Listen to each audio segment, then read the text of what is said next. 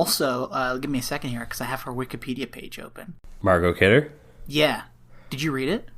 No, I mean, I know Margot Kidder, obviously, because she's Lois Lane, of course, Yes, most yeah. famously. Yeah, and Margot Kidder was also in Black Christmas, of course. She's hilarious in Black Christmas. A very sad life she had. She had bipolar disorder. I think she was homeless for a period of time, and just not a very fun life post-fame, I guess. She passed away not too long ago. Yeah, 2018 by alcohol and a drug overdose. Yeah, she is Canadian, by the way. I mean, I assume she was born in Yellowknife or something like that. Oh, way up there. Okay. Yeah. But listen to this, dude. I knew she had, some issues. She lived in Montana. That's where she died, in her house. Okay, that's an issue right there. Yeah, but she used to feed wolves.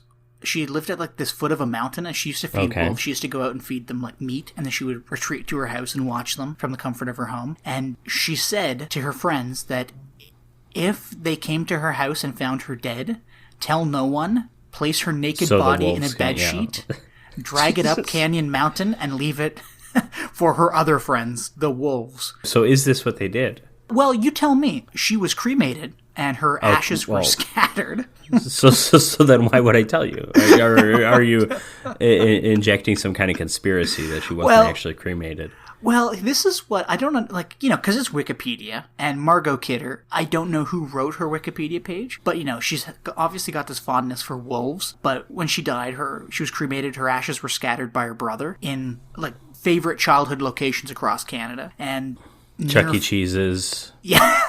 The Chuck E. Cheese in Mississauga. Yeah. But it says here in the article that her ashes were spread amongst lilies, often eaten by grizzly bears, partially fulfilling Kidder's wish to have her body just left out there for the bears. I mean... But are they bears? I don't think that qualifies. Well, it's also I don't know. Whatever. So... I feel bad repeating this, but I still remember. So way back when I saw the original, or not the 1978 Superman, I loved it, and then I saw Superman 2. At the time, anyways, I think this is kind of slowed down, but at the time, people seemed to talk about Superman 2 as being one of the best sequels ever, maybe even better than the first. I don't think it is, but I remember reading a review for that. This was back when I religiously looked at Rotten Tomatoes, and this is before. I'm sorry, side tangent from a side tangent, but Rotten Tomatoes, the website, is unusable now. If you type in the name of a movie, it will have everything that has that word in the title show up with no attention to how prominent the movie is. Let's say you type Frankenstein in. You're going to come across 8 or 9 just garbage Frankenstein movies that no one has ever seen before you get to any Boris Karloff movie. It's disgusting. Yeah, I don't know how they live with themselves over at Rotten Tomatoes. What a dumb search engine.